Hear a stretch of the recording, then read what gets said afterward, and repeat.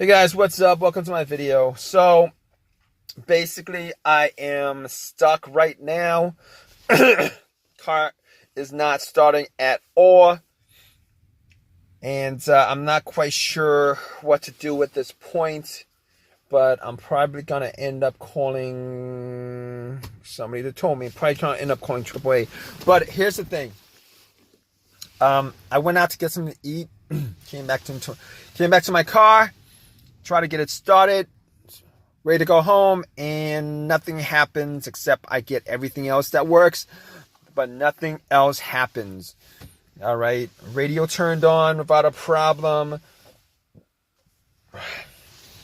Blower motor turned on. All the lights on the dash worked, but nothing else seems to work.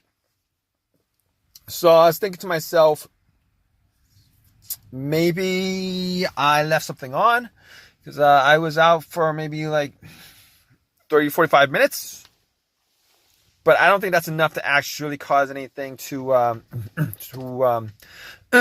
crap the battery out. But just to be sure, I actually double checked everything, and everything was off. But I did turn on the headlights, went outside just to see if the beams were high. And the beams were good. Well, as far as I could tell, the beams were good. But I couldn't be 100% sure that it wasn't, the battery. I was hoping it was the battery because I have a jump pack. But, there's no cranking at all. I didn't hear any kind of cranking. No soft crank, no slow crank, nothing. So I'm like, okay, just to be sure, I'm going to use my jump pack that I bought about a month ago for these kind of situations. Hopefully it'll work. But before I did that, I noticed that my terminals were a bit dirty. Saw some corrosion on it. Took a wrench, took the terminals off. Cleaned it a little bit with some Y brush. Put it back on. Jumped in my car, tried to start it, hoping that was the reason why. Didn't start. So I'm like, okay, at that point, gotta use the jump pack. Put the jump back on, turn it on, try to start the car, nothing at all. Nothing. Same thing. Everything works in the car except I'm not getting kind of cranking. It's not cranking, it's silent. Well, not really silent, there's one click.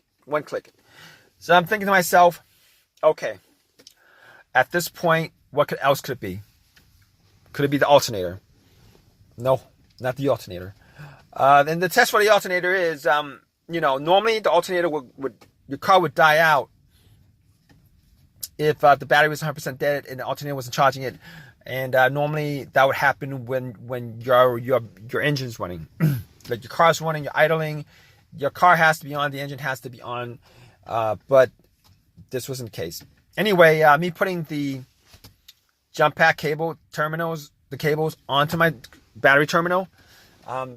If it was the alternator, the car would start up, and then after I took the cables off, the car would have died out because there would be nothing going to, there would be no electricity since the alternator would be dead. But that's not the case here. So I'm like, okay, this is going to be probably like a bigger issue now because now, next up, I got to check out the electronics of this car. All right, could be a fuse, a relay. So right off the bat, I'm thinking maybe the relay took the cover off the fuse box. I'm like checking the to see where the starter relay is. I'm like, all right, found it. There's another relay in that fuse box that has pretty much the same same wattage. It's the same. It's a similar relay. So I popped that out, popped the starter to the relay to the starter out, swapped it. Hoping that was the case, because if that was the case, I would just need to Uber to an AutoZone and then get it. Guess what? Did it work? No, it did not work. Unfortunately, it did not work. And I didn't think it was the relay because I was hearing a click coming from. Oh man, I'm tired. Coming from the solenoid. I hear a click every time I try to turn on. I hear a click. All right. I hear a click. So, but this is not the first time I've had this situation. This is probably like the third time in about 2 months I had this situation. And the previous situations, I was able to turn on within like 5 or 6 different times. You know, the 5th or 6th time trying to turn it on, I was able to turn it on. But this time I tried like 15 times, nothing happened. So I don't think this is the case. I don't think that's the problem here, unfortunately. So it's not the relay, because I know, you know, once you hear that click, that's the solenoid on the starter going off. It's just the starter motor is not, you know, turned on. So let's move on to the fuse. The fuse. Could it be the fuse? So I'm thinking to myself, I don't have a fuse tester. I could get a fuse tester, but I'm not going to do that. Didn't do that. So I'm like, the only 2 times I had a fuse issue where the car didn't start were this. All right, one time the main fuse blew. Main fuse blew. So I'm thinking to myself, the main fuse blew at the time, and there was no electricity going to the car at all. Nothing turned on. There was nothing. No beeps, no lights, nothing. Swap out that fuse, the car turned back on, all the electricity turned back on. But unfortunately, that's not this case, because I am getting electricity into the car for everything except it's not starting. The second time I had a fuse issue was there was a fuse to the fuse pump or the car's computer that blew. It would crank up, but it would not turn over. It would not start. It would crank. It would not turn over. Swap out that fuse. Everything works. All right. But unfortunately, that's not this case, because everything turns on except this car is not cranking up. I mean, that's the main problem here. And it's not the fuses. As far as I can tell, it's not the fuses. So what else could it be? Moving on to the starter. Now, I would have guessed the starter maybe like, you know, earlier as far as diagnosing is concerned, but I had the starter changed out about 8 months ago. I had the starter on this car swapped out 8 months ago, went to AutoZone, bought a rebuilt starter. Now, I had the same situation like this 8 months ago. I mean, it wasn't like I was having this sporadically situation like before that, but it, you know, I woke up in the morning and tried to start my car in the morning, and I had this issue. Same issue. But today, I mean, 8 months on a starter, you know, it's ridiculous. If it is the case, it's ridiculous. All right. I had a choice of getting a rebuilt starter, a brand new starter. The rebuilt starter was $150. A brand new one was $300. Ended up getting a rebuilt starter. That's what I did. Remanufactured. Popped it in. 8 months go by, and I'm having the same symptoms. I'm not quite sure if it is the starter or not.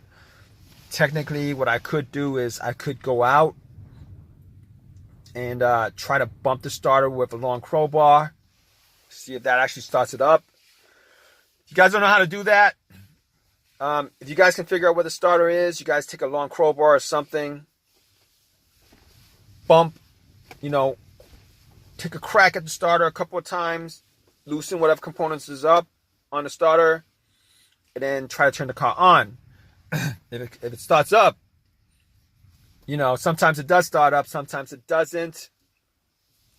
But I'm not going to do that in this situation. Now, because I don't have a crowbar long enough to do that. So I could figure out where the starter is and then put a cable to the starter, to the solenoid, and then see if that actually cranks it up. Now, if that actually cranks it up, then I know that the starter's okay. But I can't figure at this point to do that. I don't have a wire, or I don't have a wire low setup where I could do that with certain things. So I can't do that right now. Unfortunately, that sucks.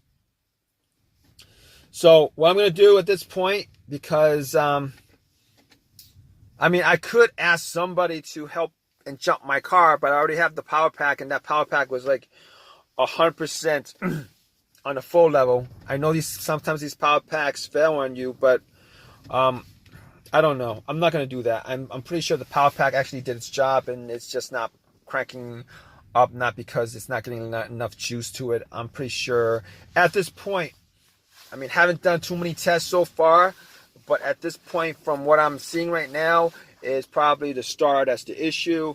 And I'm gonna call AAA up, and hopefully they won't take too long to get to me to tow my car to my house, so that I could do some more testing on it. Probably get a longer crowbar to take a whack at the starter, see if that actually starts the car up. But I'll keep you guys updated, guys. All right, guys, how's it going? I had done a lot of tests on this issue. AAA took about an hour and a half to get to me. It kind of sucks that I wasted time, but got it towed to my house. I was able to get a long crowbar, bumped the starter, and funny enough, it did start up. I turned it off, tried to turn it back on again, nothing. Took a whack at it a couple of times. It did start up, turn it off, turn it back on, nothing. So at that point, I was pretty sure it was a starter, but just to be sure it wasn't a loose wire or something like that, I checked all the cables to it. They're good. So what I did next is I had taken a wire, I think it was like 12 gauge wire, or I think it was a 12 gauge wire, and I hooked it up to the battery. And what I did was I tried putting it onto the little terminal on the solenoid, see if it actually works. And nothing. So at that point, I knew that the starter was malfunctioning on this car. Spent a couple hours taking it out.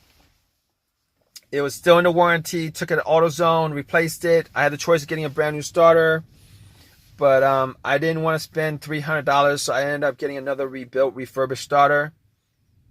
Popped it in, and it runs without a problem. Now, I had a couple words with AutoZone. I told them the situation. The starter lasted 8 months. Why did the starter only last 8 months? I mean, considering, starters should last over 100,000 miles, and I only put up maybe like 10,000 miles on this car over the last 8 months, and I am really disappointed.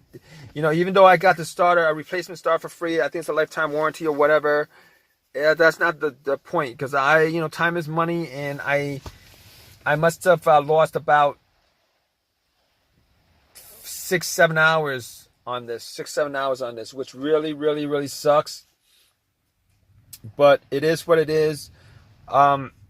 Here's the thing with rebuilt starters. You guys don't know anything about rebuilt starters. If you guys bought a rebuilt starter, just know that when they give you a rebuilt starter, when you buy a rebuilt starter or rebuilt alternator or anything that's rebuilt, they only fix the part that's broken.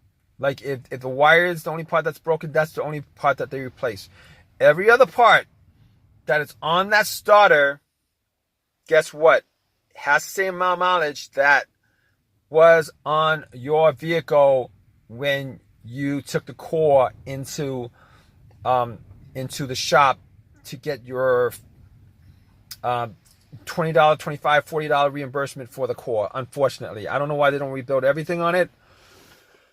I don't even know how they clean the damn thing to the point where it looks like it's brand new. It doesn't matter.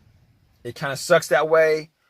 I am hoping that my starter, the starter that I got as a replacement, a rebuilt one, will last me a lot longer than what I got out of this starter.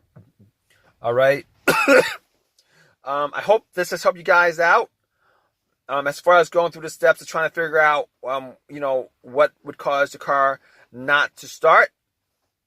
And if you guys have any comments, please leave your comments. Also, please give me a thumbs up, guys. I really would appreciate it.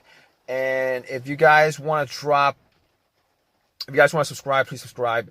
I read all my comments. If you guys want to leave a comment, please leave a comment. Please leave a thumbs up. You could even leave a thumbs down if you want. I really don't care, as long as you guys, give me some kind of thumbs up, thumbs down. If you guys want to leave a comment. And I'm going in circles right now, but I'm glad this whole entire thing actually worked out, as far as, figuring out what the issue is. At least it's not the biggest of issues, but it's big enough where it took out a lot of my time. But it is what it is, guys. All right, take care.